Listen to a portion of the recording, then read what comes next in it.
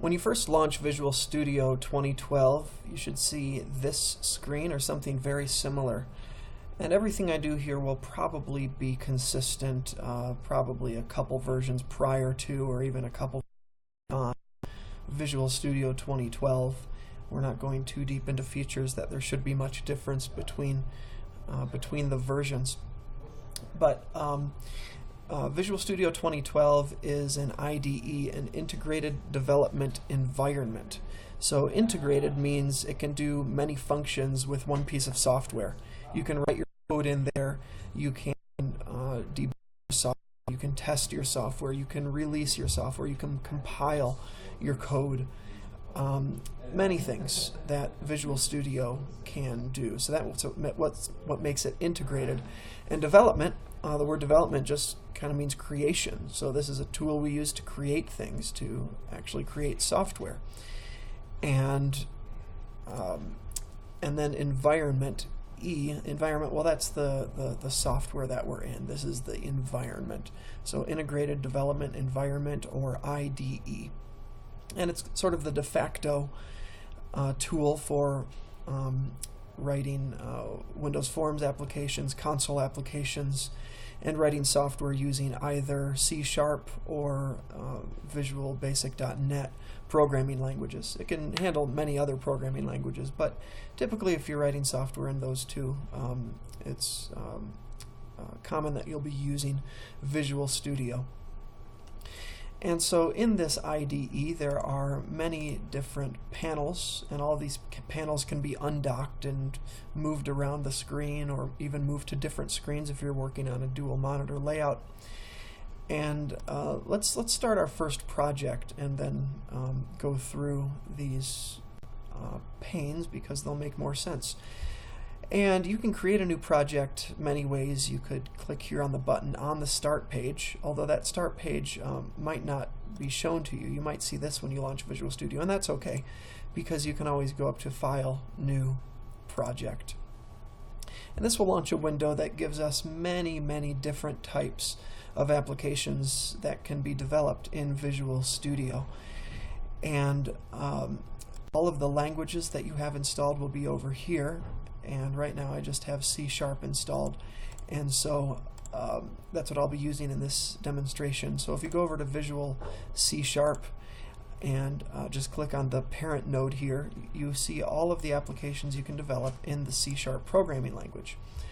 And what we're going to be starting with is a console application. And so if you click on that, you need to give your console application a name. I will call this my first console application. And using Pascal case is appropriate here for the name of your solution. And Pascal case means that the first letter of each word should be capitalized. Okay?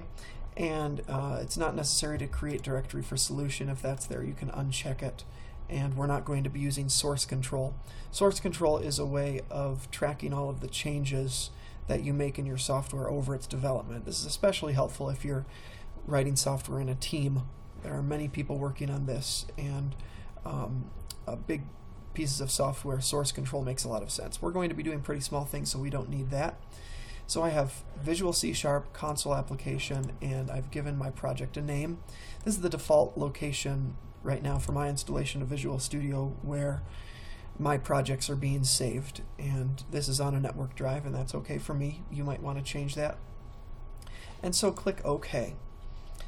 And this is going to develop a console application for us. And before we look at the code window, I want to go over here to the right to the Solution Explorer. The Solution Explorer lists all of the files that are a part of your application. And you can expand all of these trees. You can see what your project is referencing. There is a properties file, and the .cs extension means it's in the C# programming language. We can see what that looks like. All this code was generated for us automatically, and it's a rare occasion that you'd ever need to change this. Really, the only file we're going to be working with and needing to change is this program.cs file. This program.cs file is important because it contains the main method. And every project that you create is going to have a main method, and that's where code execution is going to begin. So this is very important. And but the thing is, I don't like this program.cs file name, and so I can right-click on this file and rename it, and let's call this my console app.cs. And when you do that, it's going to prompt you if you want to change all of the references in the program to from program.cs to my console app.cs. And that's a nice thing that Visual Studio does. I want to click yes, otherwise my program won't run.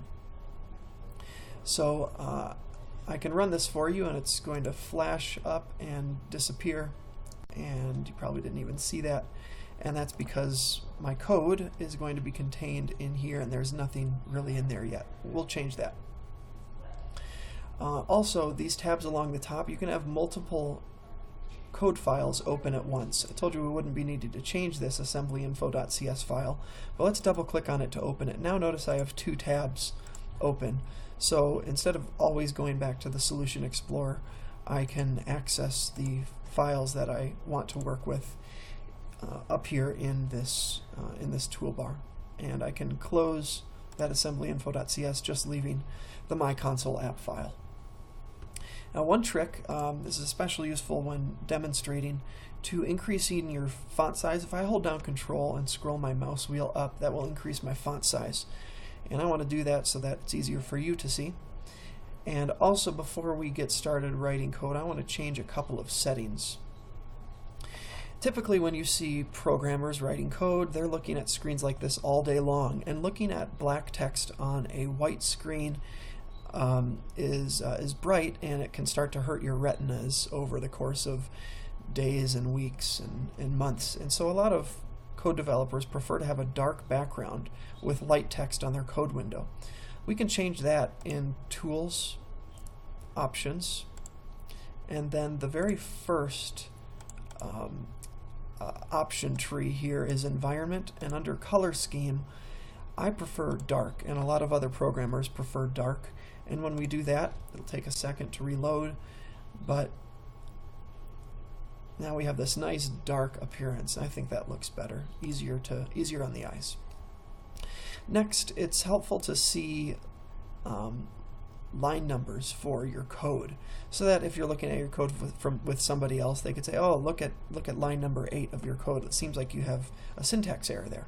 And so we can turn on those line numbers in our code. Also, going to Tools, Options, and to change this we need to go to the specific language we're working in under Text Editor.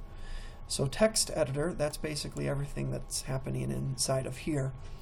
We want to go to our C# language, and then there is an option for displaying line numbers. When I click OK, you'll see line numbers appear in this column right here. It won't change the execution of your code or anything, it's just there visually to help us. Now, at the top of your program.cs file, which we changed to My Console App, we have looks like 16 lines of automatically generated code.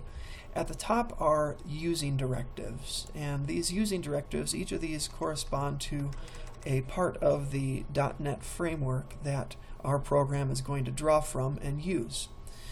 In almost all of our simple applications, the only part of the .NET framework we need to use is System.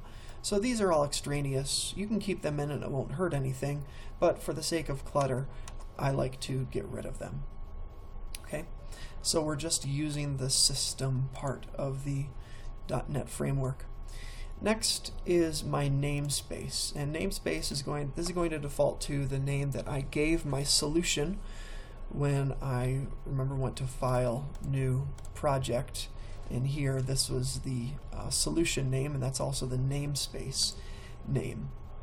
And so one namespace can have many classes, and one class can have many methods. And notice that you get these helpful little trees right here on the left where you can collapse and expand parts of your code.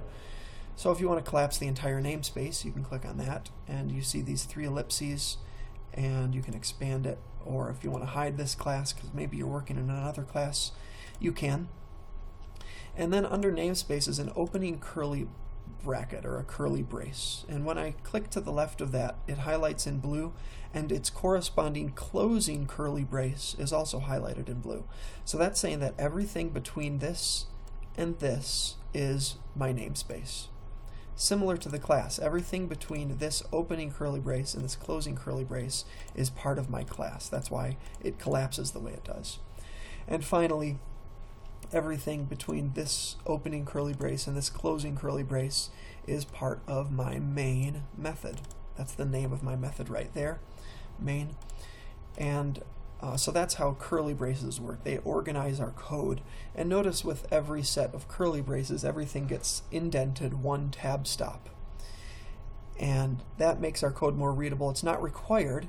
I could have everything, and I'm hitting Shift Tab here, on the left, but that's not very helpful. It's harder to see. Now this opening curly brace, what's its corresponding curly brace? You have to click on it to see. And that's not very helpful to us. And so if you ever get yourself in this situation where your curly braces are out of sync, as long as you don't have syntax errors, which we don't right now because we don't have any code, I can go to Edit, Advanced, Format Document, and that's going to automatically set all of my tab stops and indentation to a proper readable format. So this is much nicer. It's easier to see now that this opening curly brace corresponds to this closing one. Very easy. Okay, so a class is part of is a subset of a namespace, and a class corresponds to a person, place, or thing. When we get into Chapter 4 and beyond, we'll talk more about object-oriented programming, and we'll be working with multiple classes. But for the time being, everything we do will be just inside of one class. And right now in this class, we have one method, and that's the main method. And this is a scary line of code, and I'll break it down for you. So this first word, static, means that this method belongs to the class itself and not an instance of the class. Just keep that in the back of your mind for the time being, and that will make more sense in Chapter 4 and beyond. So static means that this method belongs to this class and not necessarily an instance of the class. What we can do later is take classes like these and form objects based on them. So that's what static means. Void means that this method does not have a return value. So if I had a method that, say, calculated the area of a square or area of a rectangle, I would need an input of length and width, and what I would output from that method would be an area specified in square inches, square meters, square miles, anything like that. And so if this method was returning something, this would be a data type, like an integer or a double or a string or a Boolean. Void just means nothing. So we're not returning anything with this method. Next is the name of your method, and we do not want to change the name of our main method because this is where code execution begins.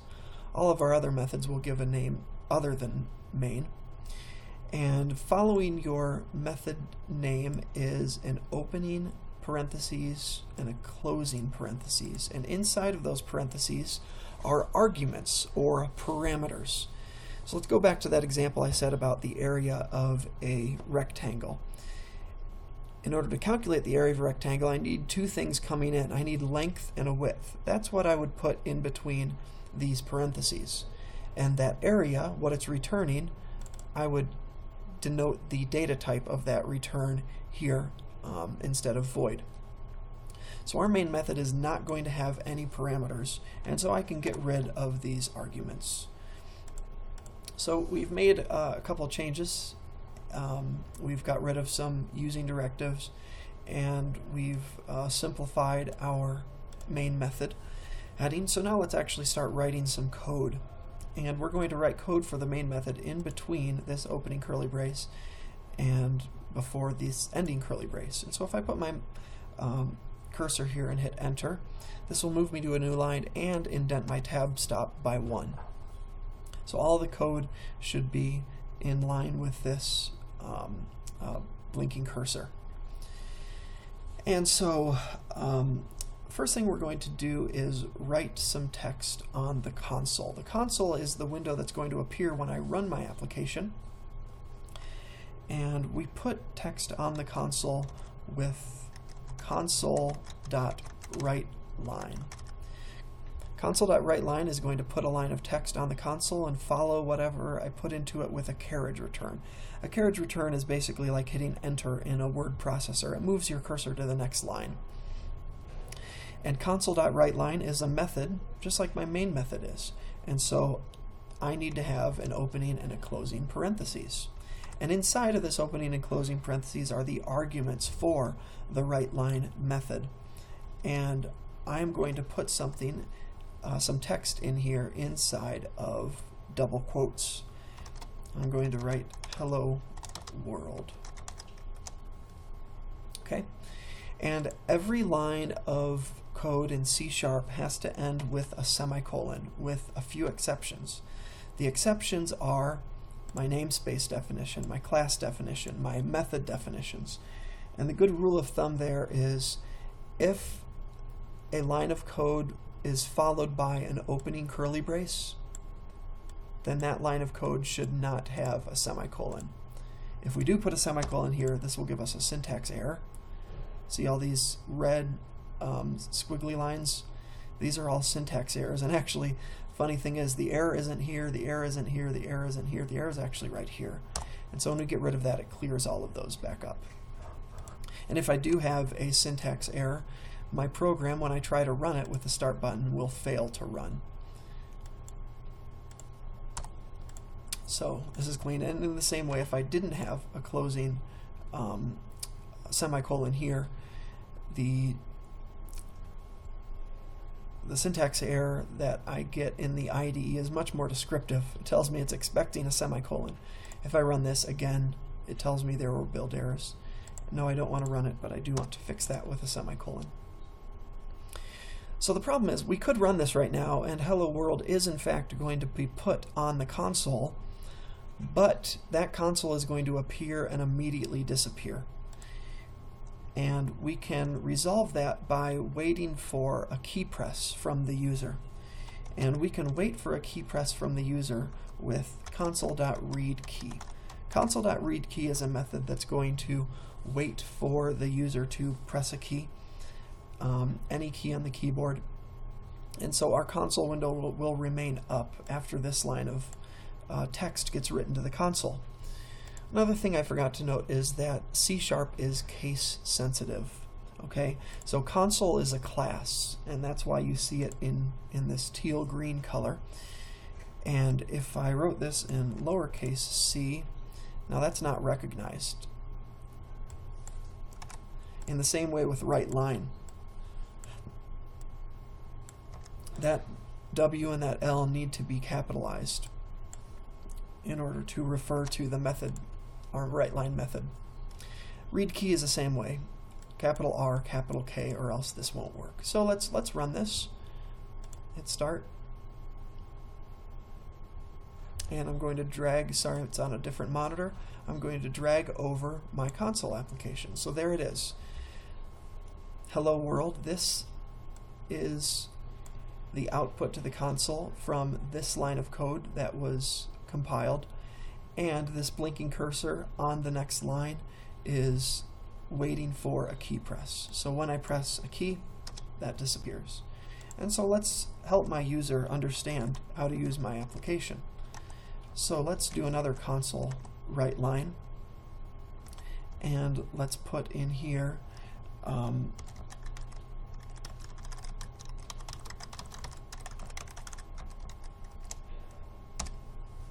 so now I'm prompting the user that they can press a button and that will end the program.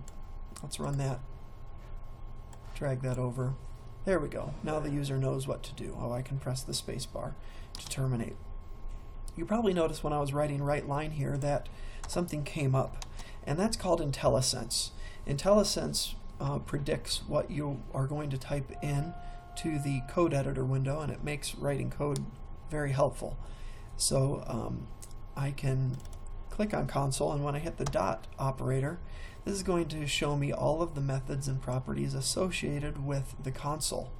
So I can do things like edit the background color. I could clear the console if there's already text on it.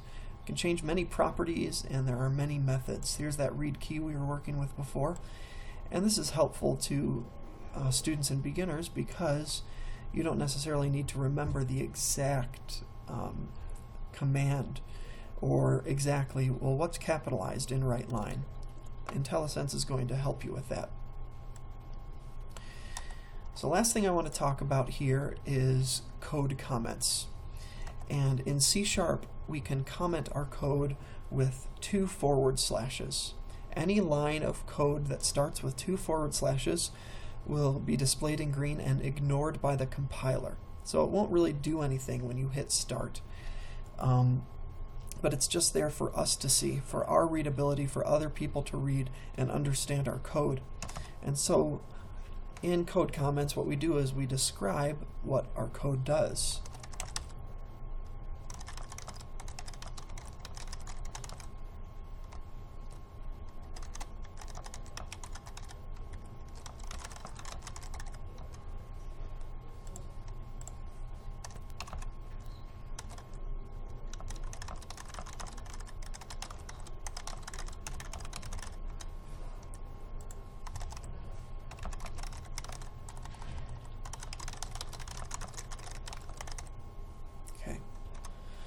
So these are code comments. Now if somebody opens up my program and they just read these green lines of code, that's very helpful to them. They can without understanding C#, they could understand what my code does.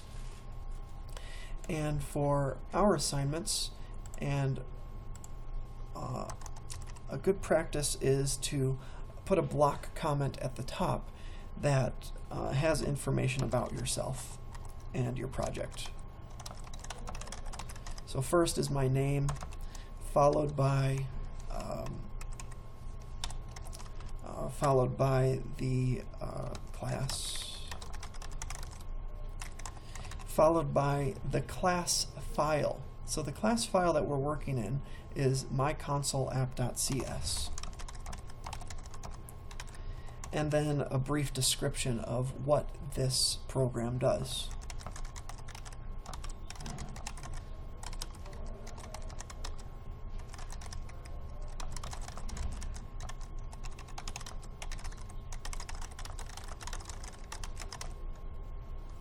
That's a nice thing to see at the top that helps the reader of the code see who programmed this, what code file are they looking at, and so on. And obviously some things more for academic purposes, like our course name and section, and a description of what this does.